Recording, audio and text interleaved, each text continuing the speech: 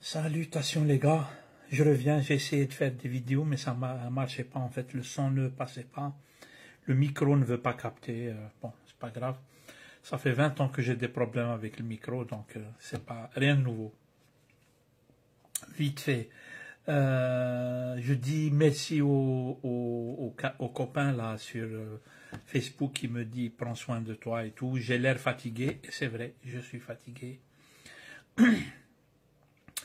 Mais, alhamdoulilah, rien de méchant, ça va. Alhamdoulilah, de toute façon. الفلسطينيين ويقولوا فلسطينيين غزة ويقولوا الحمد لله. واش نقولوا احنا؟ الحمد لله. كنت حاب نقول يعني زوج كلمات, deux mots si vous permettez en français parce que j'ai envie d'être compris ici en Occident. Si je parle en majorité, 99% des gens qui me suivent, c'est des Algériens, je sais. Mais je veux quand même, les quelques francophones qui passent par là, je veux qu'ils comprennent. C'est important aussi de parler à eux. Et puis il y a des gens bien. Il y a des gens, complètement, des gens qui sont totalement somnambules et tout, parce qu'ils sont sous contrôle des médias occidentaux et tout, des médias lourds, qui ont fait d'eux des légumes du point de vue citoyen, politique, conscience politique et tout. Mais il y a des gens bien, attention, je le disais hier sur ma page Facebook, la section syndicale de l'endroit où je travaille, ils ont diffusé un film palestinien, ça m'a impressionné, j'ai dit, regarde, dans ce brouhaha de fachos et de soutien inconditionnel au génocide d'une population, il y a quand même des gens lucides, tu vois, c'est la section syndicale CGT qui a tenu à faire ce geste qui est hautement symbolique et qui est rassurant sur l'humanité des gens, parce que beaucoup ont perdu leur humanité, presque je leur en veux pas parce qu'en fait c'était victime. Ils sont totalement sous contrôle. C'est des somnambules, mais des somnambules.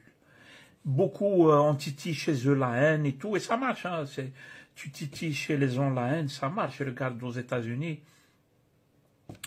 comment les gens, il suffit de leur dire, oui, les réfugiés ou les étrangers, c'est eux qui commettent les crimes et tout.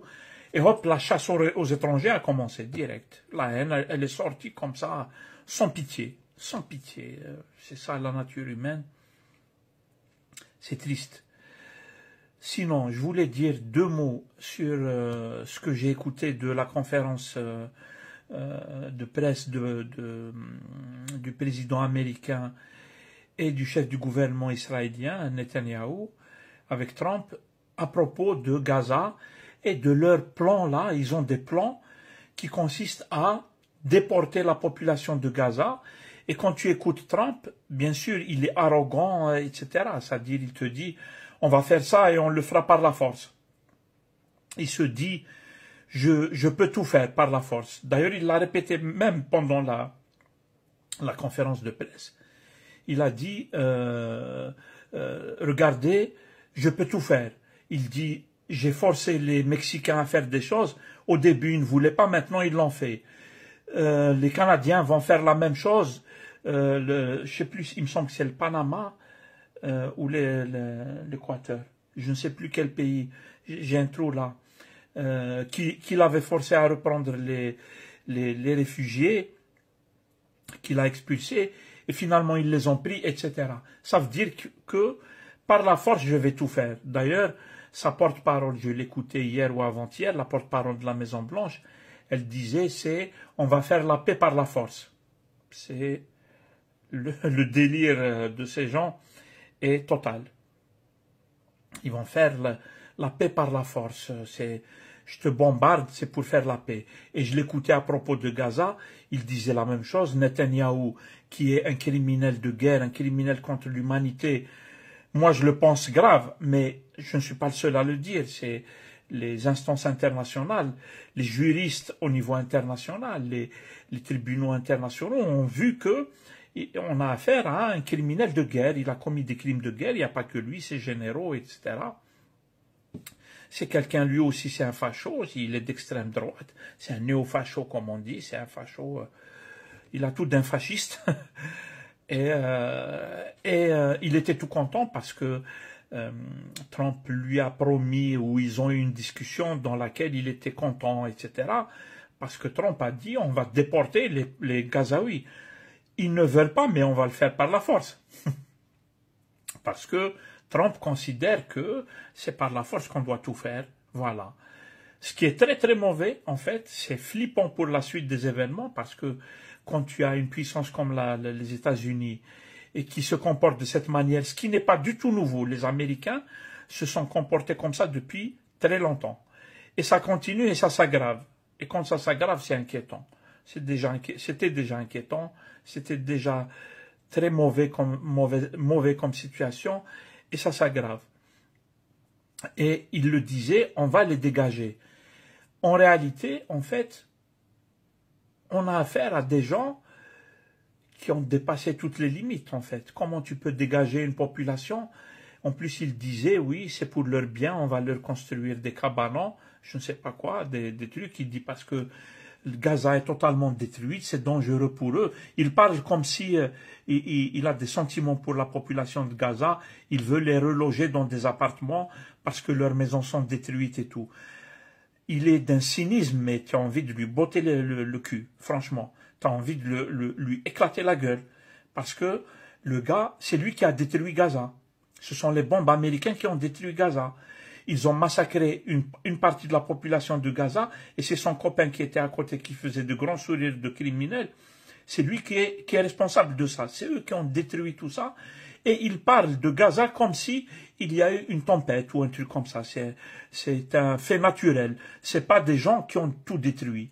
Et il te dit maintenant qu'elle est détruite, ah non, les gens de Gaza, on va les installer ailleurs, dans des cabanons. Il va les envoyer au Sahara, en Égypte ou en Jordanie ou un truc comme ça. D'ailleurs, il veut les envoyer en Calédonie ou je ne sais pas quoi. Nous assistons à un dérapage extrêmement grave, en fait. Ça passera pas. Ni les Palestiniens n'accepteront ça, ni la population de la région n'accepteront ça. Et le fait que Trump croit que par la force il peut tout faire, c'est une grosse erreur.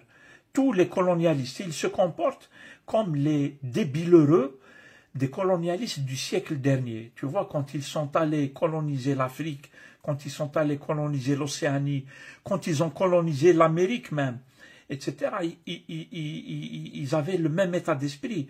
C'est tu tues tout le monde, tu égorges tout le monde, tu tues leurs enfants, tu les déportes, tu les déplaces, tu leur enlèves leurs terres, etc., etc. Ils ont le même comportement.